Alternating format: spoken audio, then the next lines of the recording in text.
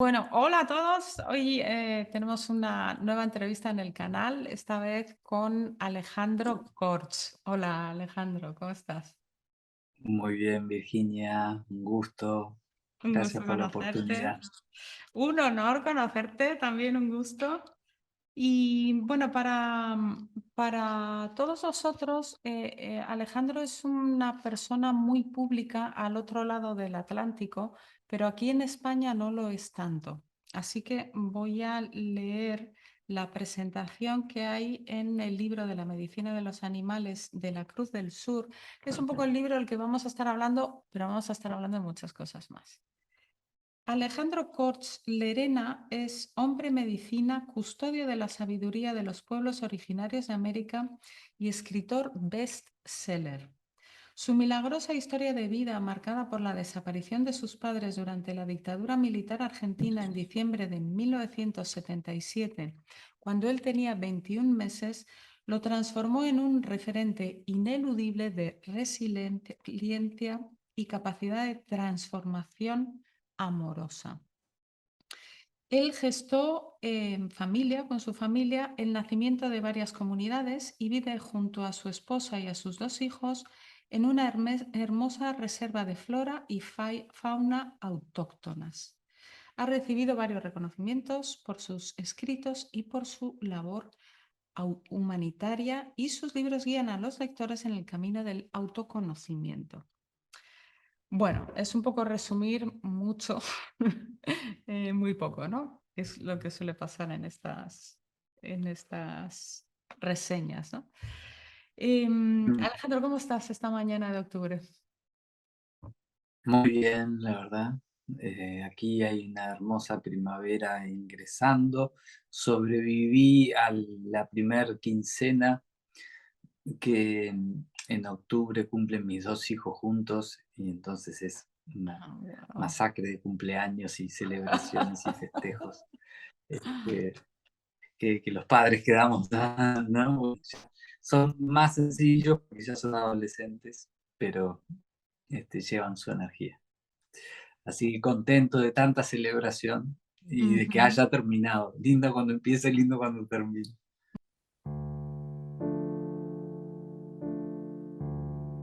Bueno, pues Alejandro, yo sé que en este libro de los animales de la Cruz del Sur, una cosa que llama mucho la atención es al menos desde mi punto de vista, ¿no? Y creo que es lo que puede llamar la atención al lector, es la profundidad de tu vuelo, digamos, a la hora de interpretar a los animales, ¿no? Y creo que eso como que reposa en un lugar donde hay unos entendimientos muy profundos desde el amor. Por Ujú. ejemplo, por ejemplo, para que mm, ¿no? La audiencia entienda un poquito de qué estoy hablando. Y no solamente de animales muy manidos, digamos, ¿no? Mira, vamos a coger el mosquito, que fue un animal que me ha encantado. El mosquito, según esta mirada de Alejandro, significa la oposición. Entonces, dice, el mosquito viejo no zumba todo el día. La medicina de la oposición invertida te muestra que eres chivo expiatorio de una situación que no solo te involucra a ti. No es necesario que siempre muestres las incongruencias que un grupo no quiere ver de sí mismo. Gradúa la intensidad de tu temperamento. Si no te aíslas. Bueno, es fantástico. Sacar esto de un mosquito, me encanta, me encanta, me encanta. Entonces, pregunta, ¿por qué mirar los animales de esta manera? ¿Por qué este libro? ¿Por qué entender de esta manera? Este libro viene acompañado con 64 cartas. Yo soy un amigo de la autonomía espiritual, de las personas, Ujú, generar soberanía, que puedas ser independiente, que te puedas manejar por ti mismo. Y en la cultura nativa americana, los seres humanos aprendemos a ser humanos observando a los animales, ¿sí? Nosotros tenemos una medicina en particular que podemos ser quienes somos o no. El resto de los animales son su esencia realizada en la existencia. Entonces, plasmar este oráculo de 64 animales y incluir la cosmovisión de aprender a vivir en paz, de soltar al mundo de los enemigos para poder construirme sin competir con los demás, sino siendo competente con mi corazón y reconociendo que hay suficiente lugar abajo del sol para todas y para todos y nuestras diversidades, y cambiar esa parte de competencia por algo que hace la naturaleza, que es cooperación, ¿no? Entonces era un sueño que tenía hace ya unos 15 años y que un día caminando por Barcelona le dije a mi hermano Gusti, gran ilustrador, que plasma la medicina desde el lápiz: quiero hacer este sueño, sueño hacerlo con esta cosmovisión. Creo que hay mucha cosmovisión de los animales de Norteamérica y de los pueblos nativos norteamericanos, y para mí era importante agregar algo que fuera desde el universo sudamericano, no por Sudamérica como algo mejor, sino por la cosmovisión de la paridad, de la igualdad y del complemento de las tribus de las praderas, que fue este, una manera real de vivir diferentes cosmovisiones en paz, respetándose mutuamente, que creo que es algo que nosotros los seres humanos tenemos como desafío ahora, que es justamente cómo lidiamos con nuestras diferencias sin querer aplastar al otro por sus diferencias, sino respetándolas. Y de la sana oposición, justamente, con esto que hablabas del mosquito, eh, la vida genera y se multiplica. Nosotros en nuestra cultura y más ahora con las redes sociales, con la baja tolerancia a las diferencias, con el algoritmo mostrando no solo lo que nos gusta y ocultando todo el resto. Entonces cuando aparece el resto nos parece mentira, nos parece imposible, nos parece un disparate. La naturaleza de la oposición entre el cielo y la tierra genera la vida. De la oposición entre el fuego y el agua genera el vapor que genera vida. De la oposición entre un hombre y una mujer genera vida. Cuando una de las dos partes gana, no se genera la vida. Lograr contener la oposición como una manera de enriquecernos, poder ver las perspectivas de un círculo, como se ve en las culturas nativas americanas, que todo lo hacemos en círculo, sin, sin querer que haya un punto de vista ganador, sino justamente el yo se enriquece cuando reconoce la grandeza del nosotros como su destino, ¿no? Y eso los animales lo tienen muy claro, y justamente este libro plasma la parte de la medicina del oráculo para que las personas puedan desde su casa fortalecer su relación consigo mismo por medio de aprender a vivir en paz y dejar de responsabilizar a los demás por el dolor que siento yo. Si tenemos una pandemia que dura miles de años en la humanidad, es el de sentirme víctima en mi propia vida. Estamos llenos de personas que se sienten víctimas en su propia vida y no se atreven a reconocer que su vida es el fruto de sus elecciones, o el fruto de sus elecciones con lo que no pudieron elegir, pero siempre termina siendo el fruto de sus elecciones.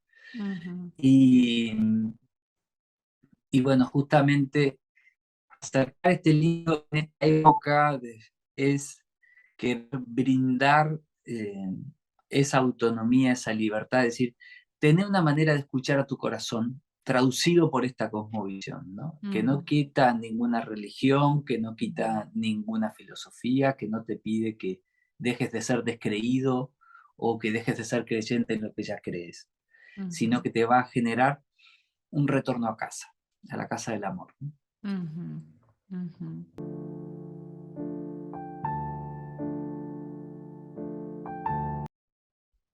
Página 172 de un libro que escribiste hace mucho tiempo, pero que creo que tiene muchas cosas interesantes, que es la unión de la familia, de la trilogía, o no sé si son más del regreso de los hijos de la tierra.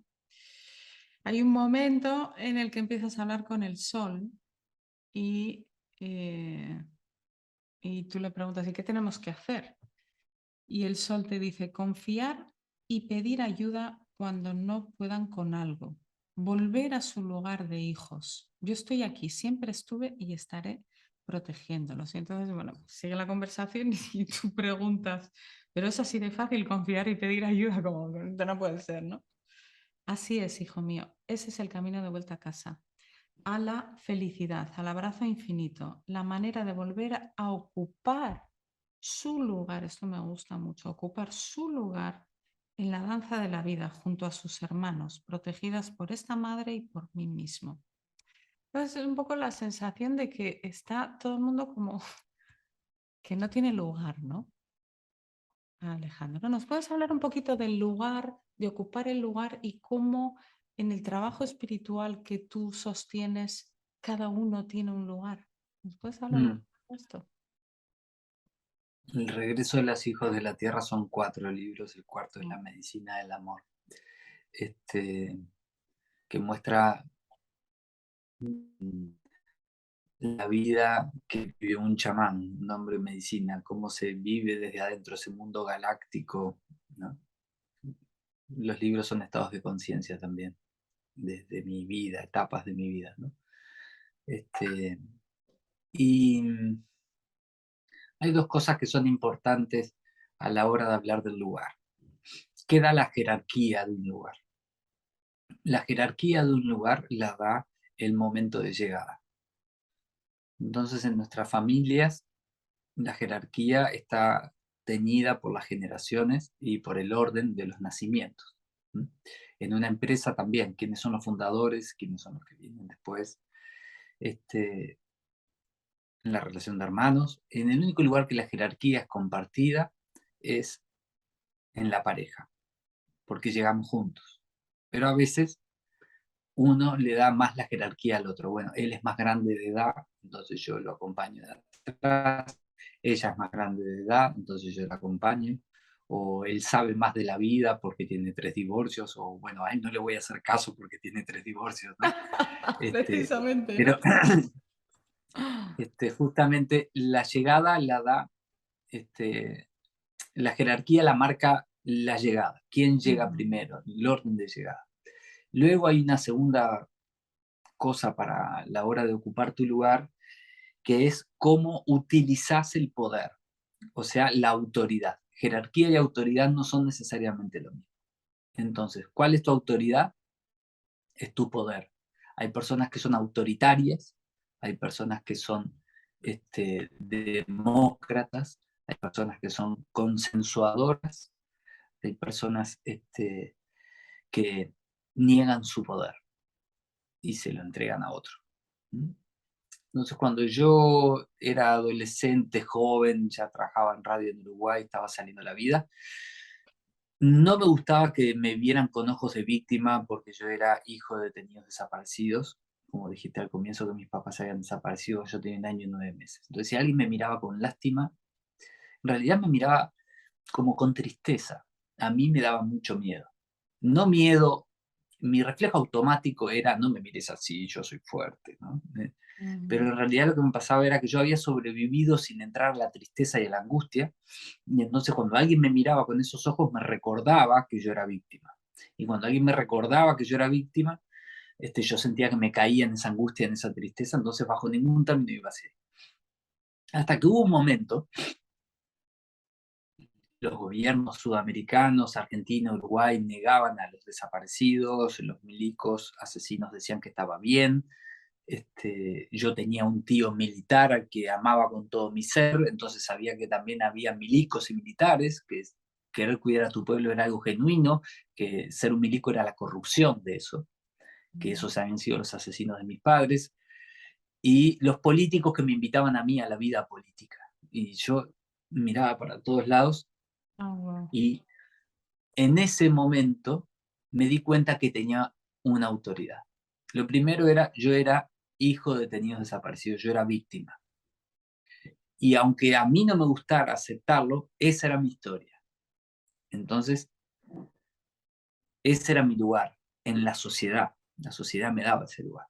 Ahora, yo no quería salir a pelearme con quienes habían asesinado a mis padres y querían perpetuarme a mí, ni quería salir a buscar la verdad que necesitaba en el sistema político. Pero sí necesitaba saber a qué nos había pasado lo que nos había pasado y dónde estaban mis padres y cómo estarían sus almas. Yo una educación cristiana, salesiana en toda mi infancia, ya hacía que no me interesaran sus cuerpos, pero sí su alma. Existía la vida después de la muerte, cómo estarían ellos, cómo estarían si habían muerto en medio de una tortura. Y esa fue la primera vez que yo me perdoné, porque hice el movimiento de decir, yo con ustedes no tengo nada para discutir, pero hay muchas verdades que necesito saber. Me terminé atropellando el camino indígena como si fuera un camión, así diciendo, ves por acá que vas a encontrar la verdad que necesitas. Y ese relato que acabas de escribir era la conversación que yo más quería tener. O sea, la segunda. La primera está relatada en unos libros anteriores, que es las visiones de cómo fallecen mis papás y qué les pasó a mis papás, con días y horas exactos, que luego me confirma el gobierno uruguayo con puntos y señales. Todo fue exacto. Ahí aprendí que la naturaleza y el mundo del espíritu no están desconectados y que el espíritu tiene leyes muy claras. Y que cuando te ocurre algo muy desesperante como lo que me había pasado a mí, o la muerte de un hijo, o una pérdida muy grande, no es necesario creer. El gran espíritu, Dios, como lo quieras llamar, entiende que te podés revelar ante el dolor y salir a descubrir, pero ¿para qué me hiciste semejante cosa? O sea, si la vida es puro amor, ¿para qué? ¿Para qué hiciste esto? ¿No? ¿Para qué me lo hiciste a mí? Tengo derecho de saber de una manera pacífica, y eso se hace yendo abajo de un árbol a un retiro de ayuno en la cultura indígena, ¿no? Que estás desesperado a descubrir tu para qué, ¿no? Semejante cosa. Mi vida ya no tiene sentido luego de esto. Entonces necesito descubrir el sentido y vengo acá a darte la única ofrenda que puedo darte, que es mi perseverancia de quedarme acá diciendo para qué. Necesito saberlo por mí, no que me lo cuenten. Necesito experimentarlo, necesito reparar, necesito liberarme del dolor de esta herida, que no es liberarme de la historia, pero necesito hablar directo con el director de la creación, digamos. Yo podríamos decir que era soberbio, no me alcanzaban mandos medios. Quiero ir a hablar con el gran espíritu y decirme para qué nos hiciste esto. Parte de esa respuesta es el relato de esa conversación con el sol, que me interpela desde el lugar de Soy el corazón del Padre. Lo raro no fue que el sol hablara, lo raro fue que yo lo escuchara. El sol habla todos los días, ¿no? Lograr bajar las fronteras para poder entender el lenguaje de la naturaleza, eso se llama en la cultura indígena Hayowayen, en Séneca, es el lenguaje de todos los seres vivos, que hablan con amor, ¿no? Eso que nosotros hablaríamos que es telepatía, pero todos los seres tienen esa conciencia dentro porque todos los seres tienen al espíritu dentro y desde ese estado hablan. Entonces, cuando yo salgo a la vida, me doy cuenta que hay, para esto de poner lugar, mucha autoridad en mi lugar. Porque que cualquier persona hablara de perdón, de basta de guerra, era una historia. Pero que mi madre había sido violada, torturada y asesinada, y yo lo había visto, que yo no era un naif, que yo lo había sentido en mi cuerpo, que mi padre también había sido terminado asesinado en un vuelo de la muerte y luego desaparecido los dos, arrojado al río de la Plata, muriéndose ahogado, con todos sus huesos fracturados, y yo lo había visto y sentido. Que yo, con esa vivencia, dijera, ¿saben qué? Sí, soy hijo de tenidos desaparecidos y vengo a hablar del perdón. Vengo a hablar de basta de creer que ojo por ojo, como decía Gandhi, terminamos todos ciegos, pero esto no lo leí en un librito, esto es mi carne, es mis huesos, y desde ese lugar vengo a ocupar mi lugar en esta sociedad, a decir, no tenemos autoridad de culpar a otros sobre el dolor que siento yo. Lo que cada uno puede hacer es liberarse del dolor que siente en su historia de vida. El dolor no es opcional, es parte de la experiencia humana y para eso encarnamos, para recordar quiénes somos sin dolor.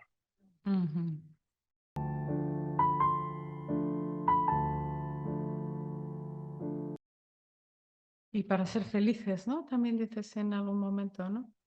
Es que justamente yo hablo mucho del dolor del miedo, de las emociones destructivas, porque el amor y la gracia que está más allá de lo que te ocurre afuera. En nuestra cultura creemos que felicidad es no estar enfermo, felicidades, que no se te muera alguien, felicidades. No, no.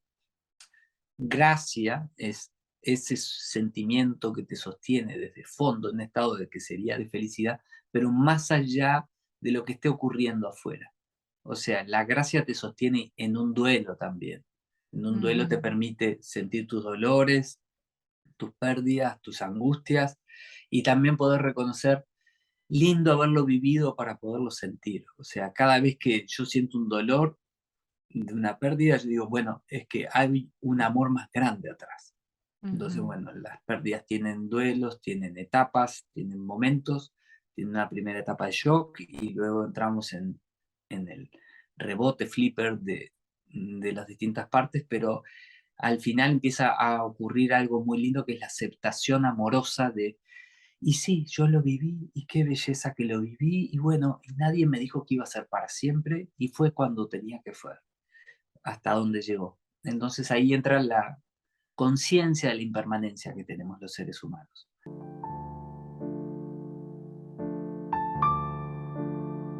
¿Por qué creemos que todos van a estar hasta siempre? ¿Por qué creo que yo me voy a morir de viejito? ¿Por qué creo en esta ilusión? La muerte es el tabú más grande en nuestra cultura occidental, de que no voy a tener pérdidas. ¿Por qué hipoteco mis sueños para un futuro? Si no sé si voy a llegar a ese futuro, ¿por qué no digo ahora todo lo que siento y necesito a mis seres amados? Yo acompañando a personas que tuvieron grandes pérdidas, he visto gente suplicar por una despedida, suplicar por un 5 minutos más, ujú, suplicar por, ojalá le hubiera podido decir ujú, todo lo que lo amaba o este dolor y angustia tan grande que no pude cerrar el abuso que me hizo en mi infancia, ¿no? ujú, Y cuando viene alguien y me dice, sí, es que tengo una enfermedad terminal, yo le digo, tenés una gran oportunidad de despedirte, cerrar, abrir cosas mejores para la futura generación, cerrar círculos ujú, para pendientes con tus ancestros. Y la realidad es que estamos todos infectados de una enfermedad mortal y se llama nacimiento. ujú. Todo lo que nace se va a morir. Y digo nacimiento porque en Qué nuestra gusto cultura oír eso. creemos. Me ha gustado muchísimo oír eso. Claro, es que totalmente. El gran tabú es este, la muerte. Y en nuestra cultura y a la medicina también, con el juramento hipocrático, se le habla de que luchamos contra la muerte. Y el contrario de la muerte es el nacimiento. Podemos luchar contra el dolor, podemos luchar contra el sufrimiento, podemos luchar contra la enfermedad, pero contra la muerte, querer luchar es ignorancia. Nosotros podemos reconocer que la vida existe antes de nuestro nacimiento, la vida existirá antes de nuestra muerte. Y nacimiento y muerte son dos pedacitos del gran círculo de la vida que es mucho más grande que este pequeño yo que nace y se identifica con su número de documento y con su fecha de nacimiento, y que nuestro cuerpo que entregaremos. Hacemos camino espiritual, primero para sanar las heridas de nuestra personalidad, de nuestra historia de vida, pero finalmente para identificarnos con nuestra alma y no solamente con nuestro cuerpo, para poder reconocer que hay un ser acá más profundo que no nació el día que empezó a latir mi corazón y que no se va a morir el día que yo entregue mi cuerpo. Ujú, Y justamente nuestros avances son para la eternidad y lograr movilizar nuestra conciencia desde nuestro pequeño yo al yo que va más allá del momento de nuestro nacimiento y de nuestra muerte. Pero bueno, en ujú, el medio tenemos ya un montón para caminar, ¿no? ujú.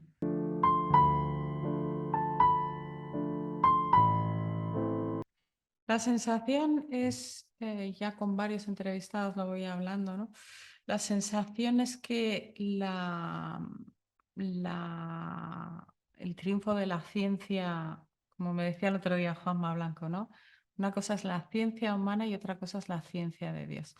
Como que el triunfo de la ciencia humana en estos últimos 500, 600 años ha llevado a un lugar en el que pues somos todopoderosos y hacemos lo que nos da la gana y mientras tanto nos vamos olvidando que aquí el que tiene poder es ahí Mm. arriba, ¿no? Entonces, ¿es este lugar donde, cuál es tu concepción del alma, ¿no? Y un poco del mundo espiritual, Alejandro. Bueno, agradezco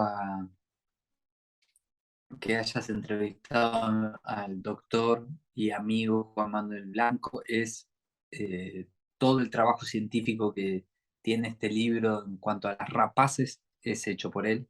Ujú, El libro de los animales, La Cruz del Sur, tiene justamente la parte espiritual, pero luego reconoce otras áreas, porque me parecía que era momento que la gente del espíritu reconociéramos a la ciencia, a la antropología, a la ujú, cultura, a los tiempos de un pueblo, a que un animal sí tiene evolución, su alma es una cosa que va evolucionando en un plano, su espíritu no necesita evolución, ya es quien es, y su biología también está evolucionando y se va adaptando al contexto, y que pudiéramos hablar de que sí, los seres humanos y todos los animales tenemos sistemas de adaptación, estructura de ego, de personalidad. En un perro, perdón, en un caballo, en un venado, en una vaca son 15 días, en un perro son 30 días, en un gato son 30 días, en una rapaz son 90 días y en un ser humano son 3 años.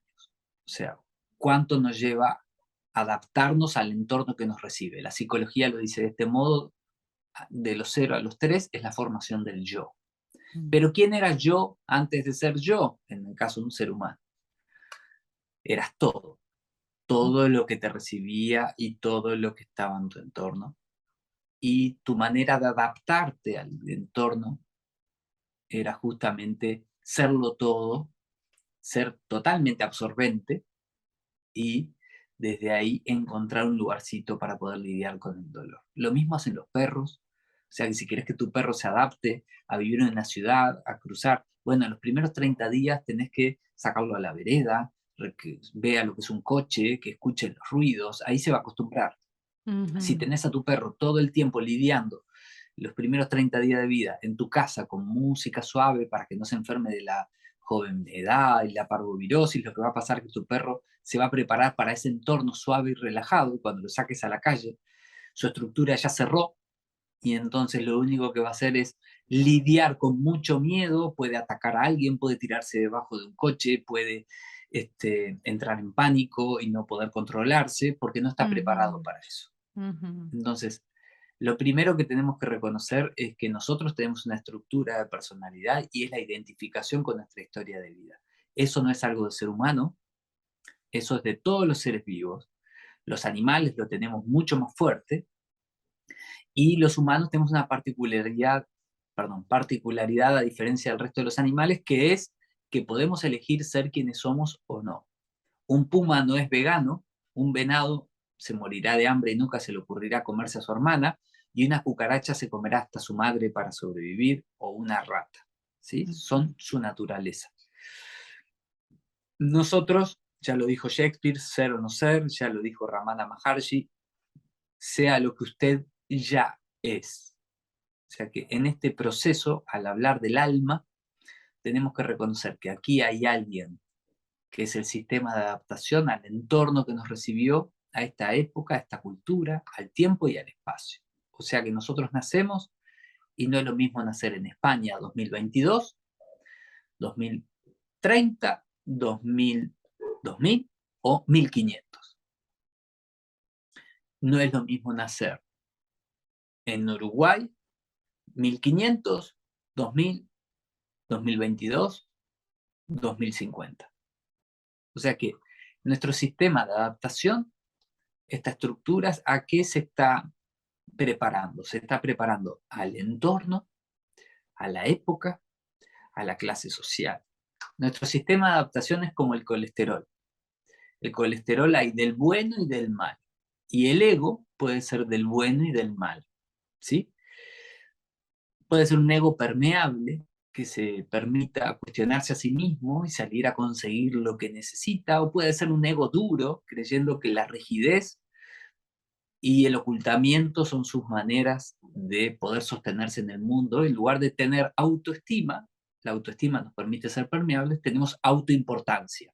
Que no se me cuestione, yo me vuelvo totalmente, esto es así, la verdad es la misma y toda la vida no voy a cambiar, esta es la verdad. Es decir, qué macana, la vida es puro cambio, lo único que hay permanente es el cambio y te enorgulleces de no cambiar. Me parece que sos un poquito ignorante de qué espera la vida de ti cuando te propone todo el tiempo cambios, cambios, cambios. Cuando nuestra relación con la muerte no es algo allá al final de la vida. Tenemos un vínculo con la impermanencia aquí y ahora y con los cambios todo el tiempo. Y todo el tiempo estamos perdiendo. Dentro del ego, la faceta con la que nos identificamos, la personalidad, es la que ve las ganancias. Cuando la personalidad se pone muy dura, solo se identifica con las ganancias. Cuando la personalidad es permeable, se identifica con las ganancias y se atreve a sentir las pérdidas. Cuando la personalidad siente las pérdidas, entra en un duelo, hay duelos patológicos enfermos y duelos amorosos. Cuando la personalidad duela, no es la misma, se transforma, crece y madura, ¿sí? Y reconoce para qué está acá de una mejor manera. Cuando hablamos de alma, estamos hablando de la parte que hace que nuestro corazón esté latiendo en este momento.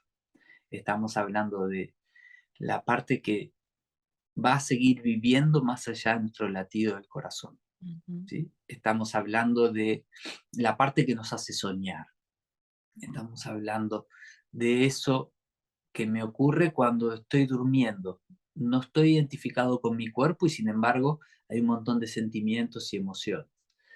Y de pendientes, de pensamientos que me quedaron del día, de cosas que se mezclan, ¿no? Hay muchos planos que se van explicando. Ahí en la carta del lagarto se explica justamente el soñador, qué hace nuestra psiquis en el momento de irnos a dormir, ¿no? Que cómo se va reseteando, reseteando, reseteando en capas. Primero los pendientes de mi cotidiano, entonces se te mezcla todo, luego los pendientes, vas a una capa más profunda, los pendientes de mi emocional, de mi estructura emocional, luego los pendientes de mi personalidad.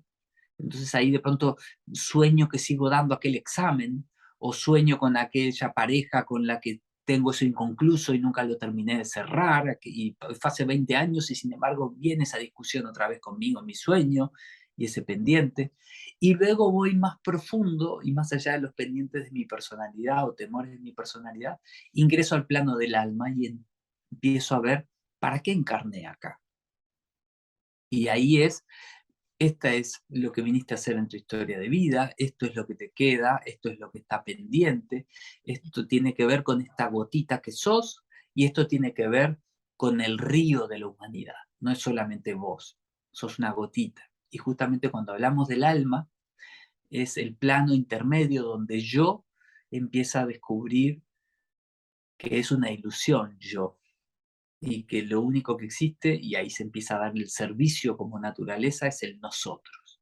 Y entonces ya los barrotes de la personalidad están igual de vacíos y no, no soy feliz porque yo haya logrado una buena calidad de vida, mi pareja y mis pollitos estén bien. No, no, hay que salir a la sociedad, hay que generar sistemas de soporte para otras personas, hay que pero es como un llamado interior. No es un llamado para aumentar mi número en la cuenta bancaria, es un llamado de gracia y de felicidad que me dice la vida tiene sentido cuando nada de lo humano me es ajeno. Y ya no tiene que ver con que comparta mi religión o mi sistema de creencias, tiene que ver con ser humanos. Eso es el alma. Y ya no importa la religión, sino que lo que importa es nuestro corazón. Somos un solo corazón. Y como dice una vieja canción mapuche, una sola alma somos, como hay un solo mundo.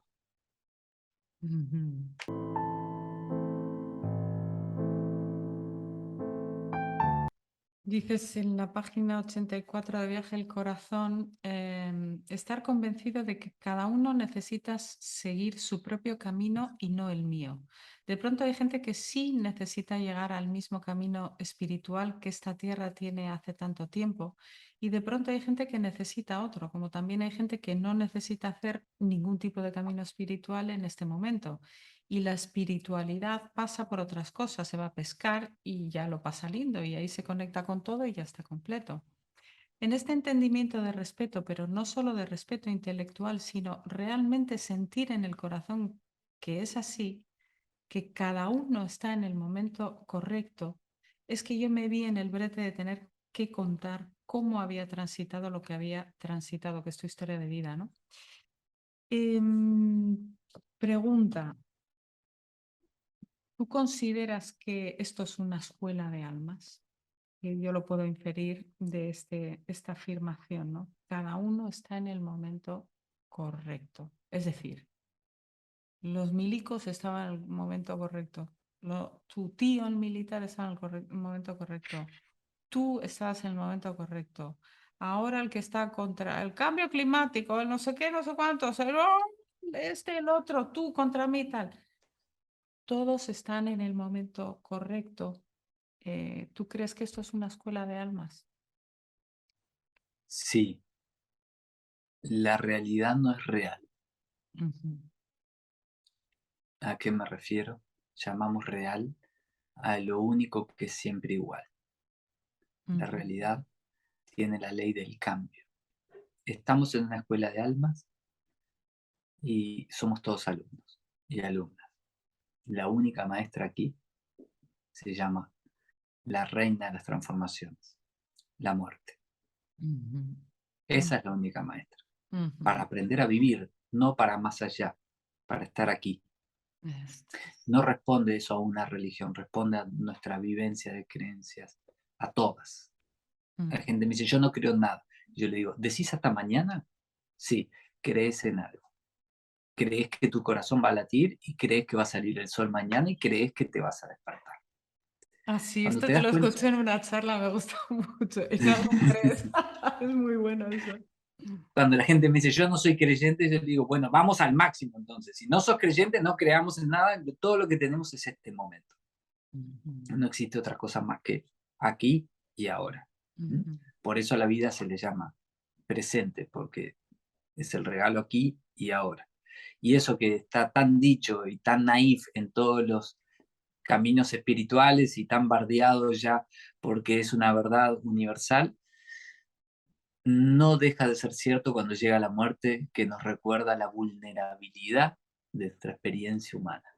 Somos realmente la mayor fortaleza que tenemos es poder reconocer nuestra fragilidad, ujú, y la mayor fragilidad que tenemos es creernos que somos siempre fuertes ujú, y que estamos en ese péndulo en el medio.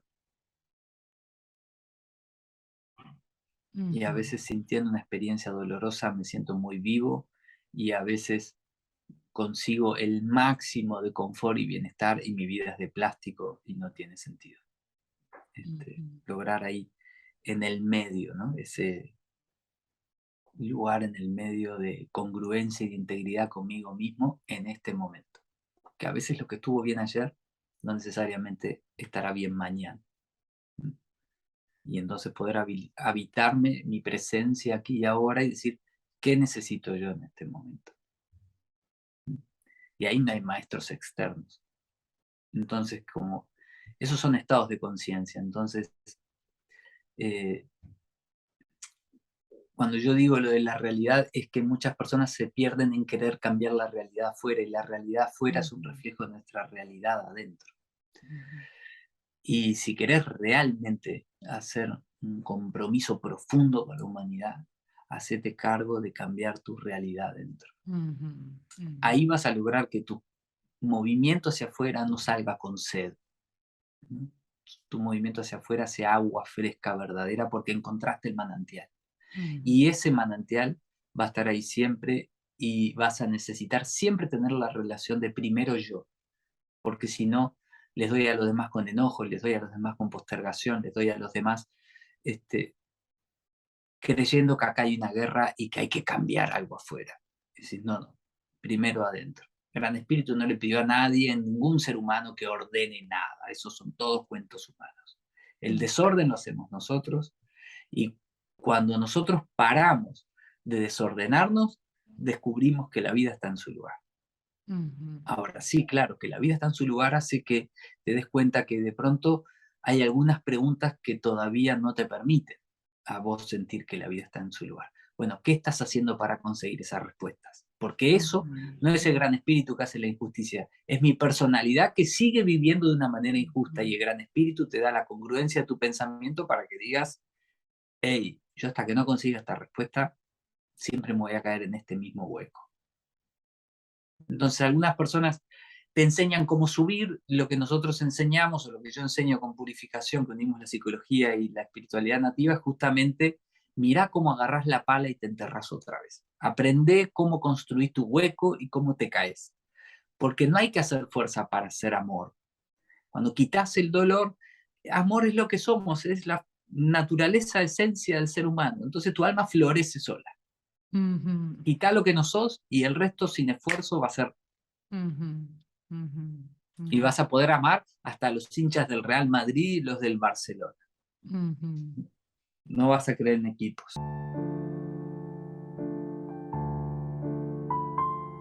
Quería preguntarte algo que me parece, me ha parecido básicamente de lo más potente de este libro, porque tú estás trabajando profundamente ahora, sí que vas a dar un curso sobre la reina de las transformaciones, sobre la muerte, y efectivamente tienes clarísimo que es el gran tabú, ¿no? En este momento en la cultura occidental, ¿no? Y entrevisté a un filósofo que se llama Higinio Marín. Él es católico y él Ujú, decía que desde su entendimiento de la espiritualidad, que la libertad está en atenerse. Esto es como algo que el católico sabe, ¿no? ujú, Él no me decía esto, que el católico sabe. Él hace toda una reflexión bien bonita, que la libertad está en atenerse, ¿no? Claro, yo eso como artista, porque yo soy artista, mi marido también, es algo que lo he tenido que ir aprendiendo, porque es esta mm, danza entre el límite y también como padres, ¿no? Porque nuestra hija ha hecho siempre educación libre y tal. Entonces es como esta danza entre el límite y la libertad, ¿no? Entonces aquí citas al padre de tu mujer, que es un hombre medicina también, es un mm, hombre que sostiene un camino espiritual que es el tuyo también, ¿no? Y dice, el tema son los pueblos libres y los imperios opresores. Ya les pasó a los charrúas, a los pueblos europeos, y si comenzás a mirar atrás, pasó, pasó, pasó. Entonces llegué a la conclusión de que en realidad es interno. Y dices, lo más bonito es salirnos de ese lugar de víctimas y victimarios, como eso ya lo hemos tocado, ¿no? Pero, y comprender que la historia de los pueblos libres y los pueblos opresores es adentro de uno. Entonces yo me pregunto, esto a mí me lleva a la libertad y al límite, mm, como que la muerte es el último límite mm, y como la sensación de que no nos hemos despistado del límite con esta soberbia de la ciencia. mm, Entonces, claro, todo lo que huele a imperio es límite, pero dentro del límite, yo hablo aquí yo soy cántabra y vasca, y bueno, los romanos crucificaron a todo el que se le puso por encima, especialmente Cantabria, ¿no? Y los vascones se resistieron mucho y tal. Pero claro, yo reconozco todo lo que hizo ese imperio, ¿no? En el sentido de, pero no quiero bajar tanto a la historia, ujú, afinar esto, ¿no? Sino a esa idea de que realmente estamos danzando en esta maravilla, en este jardín sagrado de amor, pero al mismo tiempo tenemos que danzar con un límite y que no sabemos cuándo lo van a poner. No sabemos cuándo el límite. Bueno, se acabó la obra, se cerró el telón, ¿no? Entonces, yo quería un poco a llevarte aquí, ¿no? ¿Cómo ves esto de la danza interior con el límite y con la libertad que crea todos estos líos también en la historia de la humanidad? Como si estuviéramos hablando ya casi de un problema de la humanidad entera, ¿no?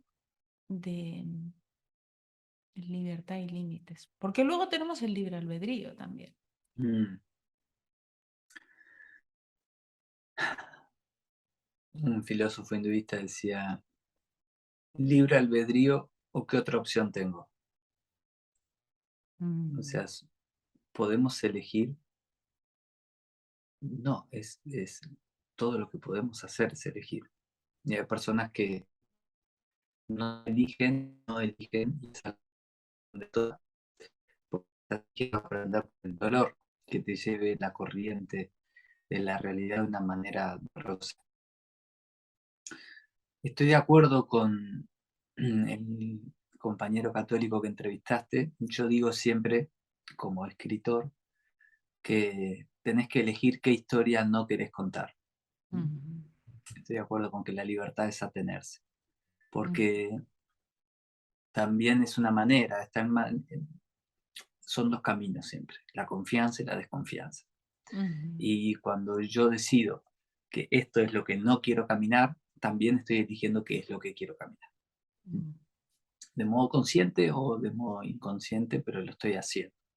Toda realidad tiene una consecuencia. Siempre le digo, cuando nos recibimos de padres, además, estás recibiendo un título que nadie te dice, nadie te lo avisa, y es importante que lo sepas. Sos culpable, ¿sí? Querer ser padre, madre e inocente no existe. Va a llegar un día que tus hijos te van a decir, esto que me pasó es por lo que hiciste vos. Y yo le digo a modo de chiste culpable, ¿no? La palabra es responsable, pero sí, si querés, en el momento que tengas hijos grandes, decirles, defender tu inocencia, estás en problemas, porque tus hijos acaban de perder la noción de jerarquía y de realidad. ¿Sí? No, sí, te pasó eso, ¿sabes qué? Te llevé a vivir a unas comunidades en el medio de la reserva de flora y fauna, en el medio del campo. ¿Querías vivir en Londres? No, yo te llevé a vivir ahí. ¿Sí? Bien, pero nunca tenía que existir el mundo. Pero yo quería que tu infancia fuera esa en medio de la naturaleza. Y también me encargué de que fueras a una escuela con pedagogía Montessori y te preparé para el mundo. ¿Sí? Ahora querés irte a vivir a... Perfecto. Adelante. Eres un alma, yo te custodié hasta que fuiste lo suficientemente grande para custodiarte a ti mismo. Creo que hoy nosotros a los jóvenes les estamos dando en una crisis de desorientación porque los adultos queremos ser amigos de nuestros hijos y es un problema, y eso es algo que no tenían las generaciones anteriores en general, ¿no? Es un cliché lo que estoy diciendo, pero en la generación anterior yo era tu padre, ¿no? Yo soy tu padre, soy tu madre, y vos podés tener problemas, un montón de cosas y pelearte con el límite, pero estaba claro. ¿Quién era el padre? ¿Hizo 70 cagadas? Sí. Estaba ahí, tenías a quién tirarle las piedras. Hoy nuestra generación tiene otro conflicto diferente, el adulto frágil que no tiene mucho miedo de no ser querido por sus hijos. Entonces, no soy tu padre, yo soy tu amigo. ¡Ah! Es un problemón, porque no soy tu amigo, soy tu Suena padre. mal eso. Soy tu padre. Entonces, si yo no acepto mi lugar en el círculo, no le doy lugar a mi hijo. ¿Quién es el desorientado? El que viene atrás. Entonces, hoy los jóvenes adolescentes miran la realidad hacia adelante y lo que ven es una nube gris. No saben qué les espera. Y hay un montón de desamparo y de problemas de estructura, problemas de enfermedades mentales, problemas de no sé a qué vida voy a salir, no sé ni siquiera a quién voy a enfrentar, ¿no? ¿Por qué? Hoy lo vemos como qué problemas son los jóvenes y no, los jóvenes nos están reflejando el problema de nuestra Exacto, generación, que es exacto. la que no pone límites claros. No se Ujú, puede parar en su lugar. ¿Por qué? Porque no se amigó con la generación de arriba. Cuando vos te amigás con, sí, vos me pusiste los límites, hoy el soberano soy yo y puedo separarme de esa estructura y hacer lo que tengo que hacer, cada generación se va a parar en los hombros de la generación anterior. Entonces yo realmente reparé los conflictos con mi madre y mi padre, tuve mis diferencias y les estoy totalmente honrado y agradecido de mi experiencia de vida. Entonces me puedo parar y decirle a mis hijos, esto es así porque yo lo elegí, porque ujú, yo creí que era lo mejor para vos. ujú, Bien, entonces la generación que viene atrás romperá lo que tenga que romper de la estructura que yo les di ujú, para poder hacer lo que ellos tienen que hacer. Cada generación tiene una tarea, ¿no? Nos vamos dando cuenta con el tiempo que somos mucho más hijos de las épocas y de las circunstancias de nuestro entorno, de lo que nosotros queremos hablar de ya, tenés que limpiar un montón de cosas de tu actualidad, de tu vida, de tu contexto, ¿no? Hay generación radio, hay generación televisión, hay generación redes sociales y habrá generación realidad virtual. O sea, vamos ujú, pasando, cada una tiene su desafío.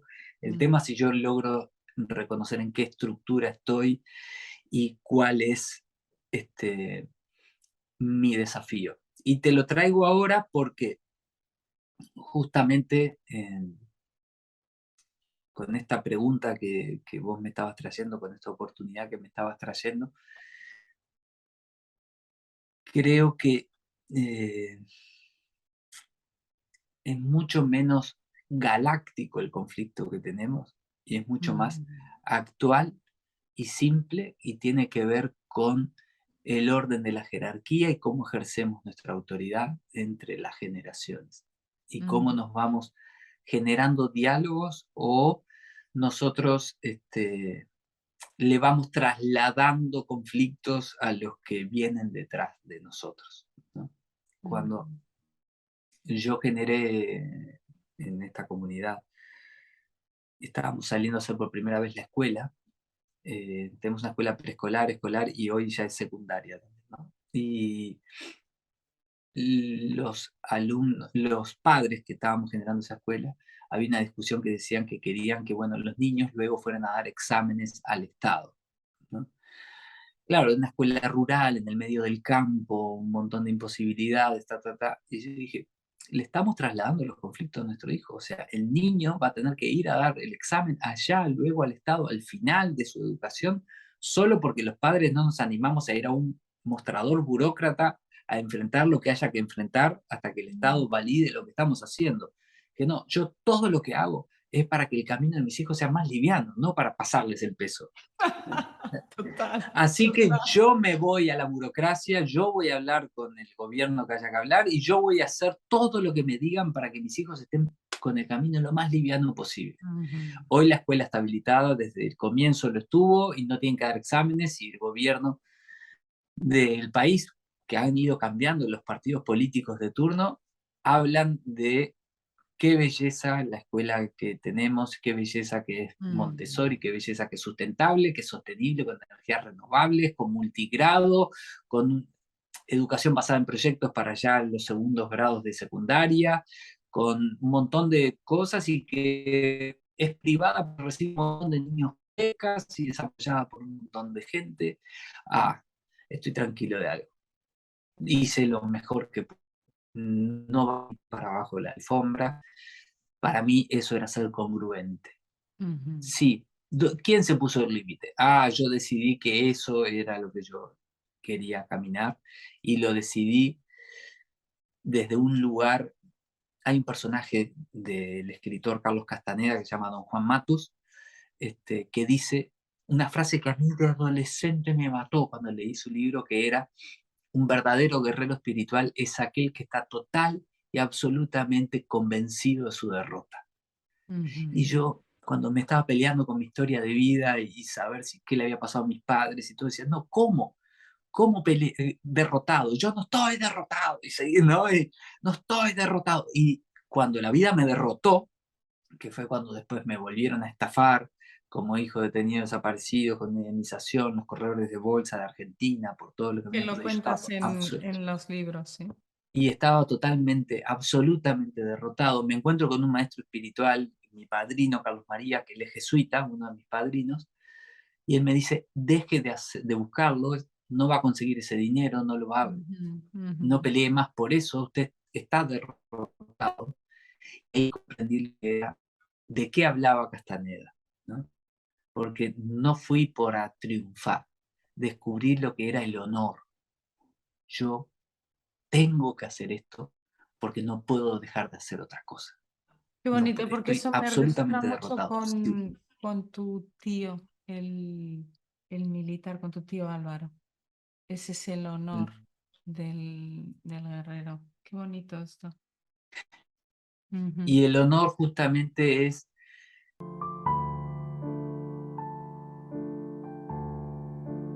no estamos aquí para cambiar a la realidad. Ese es el límite que nos tenemos que poner nosotros mismos. Estamos aquí Gracias, derrotados gracias. por la realidad, para descubrir quiénes somos, para qué encarné. ¿No? Y ese es el verdadero límite que nos trae la muerte. ¿Qué importa todo lo que hagas? Te vas a morir, ¿lo entendés claro? Sí, entonces descubrí quién sos. Cuando descubrís quién sos, ni la muerte puede vencerte, pero hace Ujú, ese movimiento. ujú, ujú, ujú. Qué grande tu tío Álvaro. Creo que hay esto a ti te da mucha, bueno, porque yo trabajo con el árbol genealógico, Ujú. Alejandro, en mi ¿Ah? práctica privada. Y veo que la fuerza, porque esta noción del guerrero espiritual, que realmente a mí me parece muy interesante porque permite em, cabalgar praderas de metáforas maravillosas que te pueden alimentar mucho, ¿no? Con Ujú. cosas muy inefables del camino espiritual. Por ejemplo, esto que acabas de explicar, que como adolescente ¿no? Es como un oxímoron, ¿no? A ver cómo puede Ujú. ser que sea la derrota, ¿no? Y que luego lo viviste y sentiste que era esto, ¿no?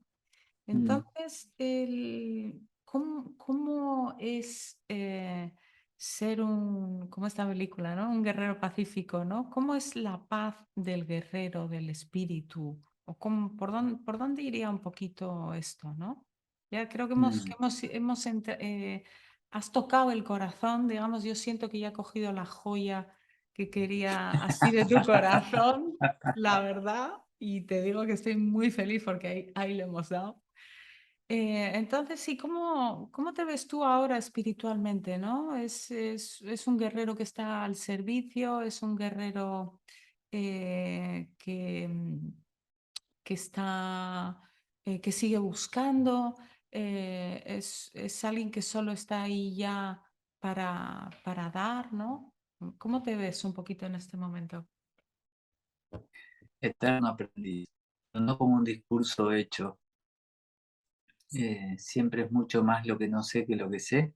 Ujú, Mi desafío sigue estando habitar el presente ujú, conmigo mismo, con ujú, mi esposa, ujú, con mis hijos, con ujú, mis amigos. Este, Creo que un gran día es ese día que yo abro los ojos y mi esposa y mis hijos abrieron los ojos.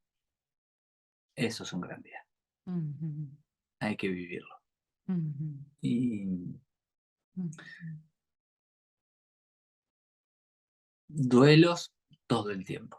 De hecho, ahora tengo un duelo.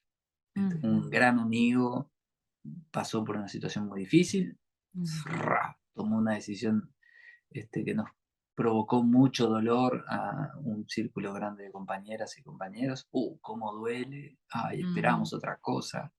La frustración es hija de la expectativa, sí, tenía mucha ujú, esperanza que ese amigo iba a hacer estas cosas, no las hizo, ay, cómo duele.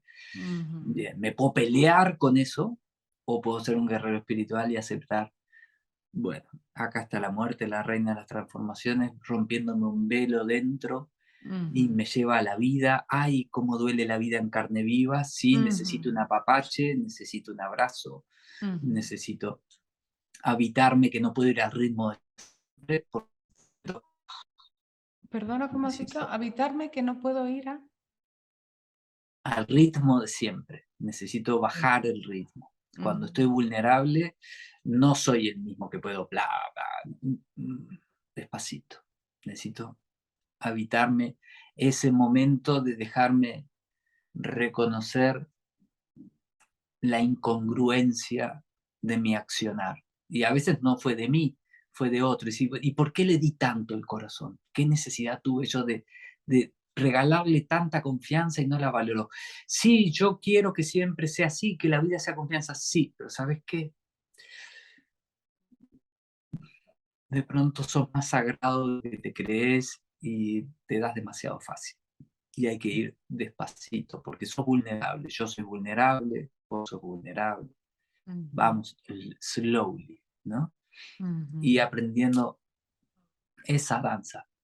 Hay ujú, momentos para acelerar y hay momentos para frenar.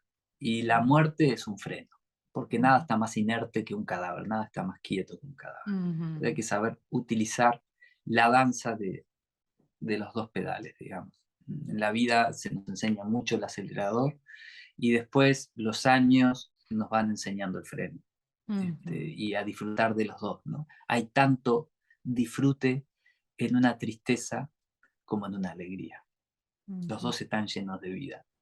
Los ujú, dos tienen mucho para enseñarnos. Es más, aprendemos más en las tristezas que en las alegrías. ujú, ujú, No es para estar triste, es para no rehuirle a eso. Porque ujú, cuando tomas lo que hay, el amor florece automáticamente dentro. Gracias, qué lindo haberlo vivido, gracias, qué belleza, gracias este momento, gracias que salió el sol, gracias que mi mm, corazón late, gracias. ujú, Cuando no sientas agradecimiento una mañana, busca dentro tuyo porque el sol salió igual, ujú, la vida se sigue sosteniendo, tenés una oportunidad de ir un pasito más. ujú. Pues lo vamos a dejar aquí, ¿no? Y, y bueno, pues podéis conocer muchísimo más de Alejandro. Esto ha sido como un sneak peek de Alejandro Corts. Pero así emplazaros a que echéis un vistazo a su obra, su obra literaria está en Amazon y el libro de la Cruz del Sur pronto estará en España. ¿Sabes algo de esto? Estamos con los dedos cruzados, Ok. así. Está en toda Latinoamérica y estamos justamente en este momento. La magia está haciendo que llegue a España, pero no está el acuerdo cerrado, así que no te lo puedo decir. Ujú. Que sí, viste, hay cosas que no se dicen porque querés que ocurran. Bueno, las vamos a Ok, mandar. ok, Lo, ok. lo más bonito sería que se lo encuentren en las librerías. Si no, pregunten por él y de tanto preguntar, las librerías van a empezar a pedir. Lo van a pedir. Ok. Y bueno, pues Alejandro, muchísimas gracias. La verdad que un gusto conversar con un estado de conciencia tan trabajado. Yo sé que lo que te ha tocado es lo que te ha tocado. A cada uno nos toca en esta escuela de almas lo que nos toca, pero es bien bonito estar presente en el mismo espacio-tiempo y poder compartir y que me dieras la entrevista y la verdad que un gusto. Muchas gracias, Alejandra. Un honor. Gracias a vos, Virginia, por la oportunidad. Eso que ves en mí es un pedacito de vos. Gracias por verlo con tanto cariño.